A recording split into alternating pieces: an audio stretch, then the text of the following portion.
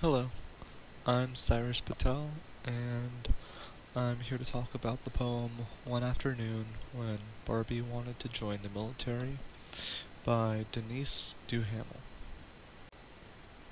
Denise Duhamel is a very famous feminist writer. A lot of her works are poetry. She's 54 years old, so she's been publishing for quite a while now. She's actually been published multiple times in the Best American Poetry, and there's a different volume every year, so it's really quite an honor to have been in it multiple years. In fact, she's even been a guest editor for the Best American Poetry in the year 2013, and she's just really well known for her feminist work, so seeing just even the title of this poem can already tell you a little bit of what it's about and essentially what might happen within the poem. So, a few main things you might want to know before reading the poem is that first, it is obviously a feminist poem, and once you know that it is written by Denise Duhamel, and after reading the title, One Afternoon When Barbie Wanted to Join the Military, just by even reading it, you can see the word wanted to join, implying that she wanted to join the military but did not get in or was not successful or was turned away. So even without knowing that Denise Duhamel wrote this poem, it's a little bit implied. So, Barbie tries to join the army in this poem, which is essentially Barbie tries to be G.I. Joe. If you had to think of dolls or action figures, one representing each gender, you would easily think of Barbie as for the females, and then either Ken or G.I. Joe for the males. Barbies always have all their makeup done, they always look really nice, kind of how everything is done in the media today to make women seem very attractive. All the extra work that goes in. And then G.I. Joe is your typical very macho man, has a cigar in his mouth, very big, very muscular. He's kind of like a He-Man of sorts. So Barbie is a toy that a lot of little girls will play with and kind of look to as a role model when growing up. They'll want to be like the doll that they played with. And this Barbie is meant to be a symbol for all these women. Now, Barbie wants men to be like Ken.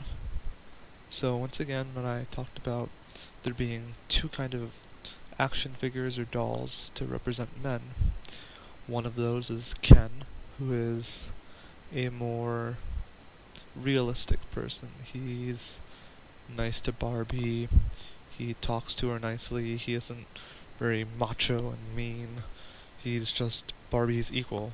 He's similar to Barbie, but is just a male instead. He doesn't treat her differently because she's a female. He treats her as an equal, as he should.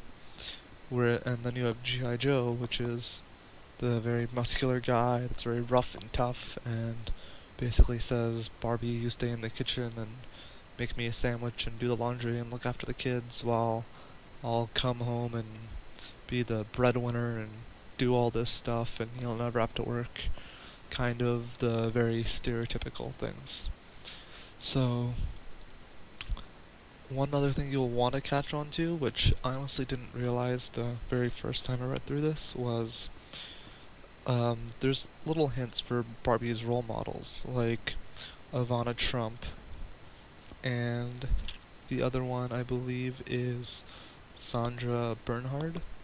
Both of these are strong female characters that are Barbie's role models. They aren't men, but they're also not typical female role models, as like Ivana Trump is this very strong, powerful, independent woman that gained all her fame, not all of her fortune before Trump, but a lot of her fame was gained before marrying Donald Trump.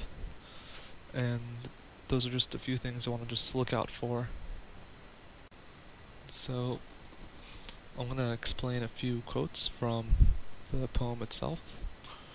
So, she settled on his olive tank, but Barbie thought it was boring. So immediately we can tell that Barbie didn't really want to be in the olive tank, um, and she thought it was boring because it's not very girly. It's not pink. There's no unicorns, no rainbows. Very like stereotypical girls like girl things, guys like guys things. They can't crisscross.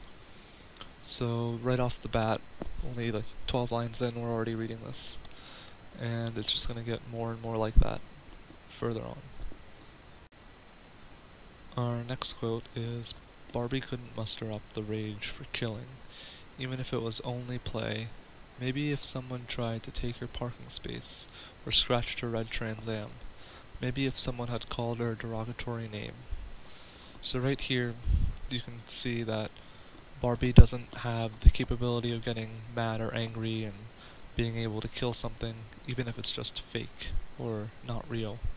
Kind of how little boys will play cops and robbers, and it's saying that she's not able to do that. Most of the times when soldiers are giving the orders to kill, it's just, this is your target, you kill them, they are the enemy. Barbie needs some reason, but it's not something very harsh, like this person killed someone in your family, or is a rapist, or something very, very bad like that.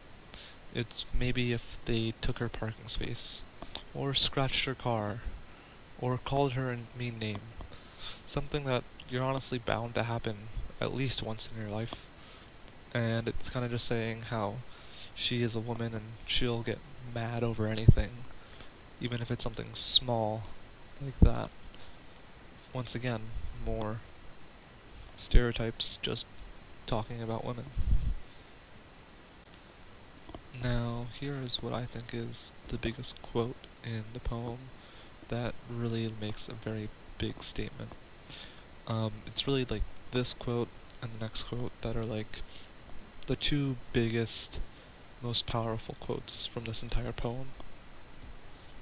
He wasn't supposed to lend his uniform to anyone, especially a girl. So, G.I. Joe let Barbie borrow his uniform. So, it's bad enough that he let someone else borrow his uniform, as it's against the military law and code, but worst of all, out of all of that, he let a woman borrow it. A female, a non-man. That's the worst part. It's not that he lent it out, it's that a woman got to wear it. This is just astonishing, like, that this used to be a normal train of thought. So, he's saying how women shouldn't be in the army and they are not allowed to be in the army, when really it shouldn't matter if you're a man or woman. You should be allowed to fight for the country if you wish to. Now here comes another very important quote. Barbie was grateful for Ken's plastic flat feet and plastic flat crotch. No military would ever take him, even if there was a draft. So, essentially you have G.I. Joe, who is the macho default soldier that any military would want, and he's the one extreme of the spectrum. And on the other side of the spectrum you have Ken, who is essentially just like Barbie, except he's a male. So Barbie wants people like Ken, because he's not super macho, he's not like in your face, he's just a very normal human being. He doesn't think he's better than Barbie because he's a man. He just thinks that they're equal. And since he's different than G.I. Joe, and that's what the military would want, he wouldn't be allowed into the military. Even if there was a draft where they needed him, they wouldn't accept him. So, Barbie just really wants to have more men like Ken, and hopefully less like G.I. Joe. So, in the end, we can see that even as Barbie tries out to join the military, she doesn't really want to because she's a woman and she's not supposed to. And it kind of just, I don't know, for someone that I'm not a woman. I will never kind of experience any of this stuff. But at the same time, it is hard to imagine, like, back then, how women were treated and kind of still are today. And it's a little disgusting and a little eye-opening. So it's just, I don't know, I found it a very big shock, and it's kind of something that it's just hard to think about until it honestly really just happens. And I just wanted to share this poem and just analyze it. But thank you for your time.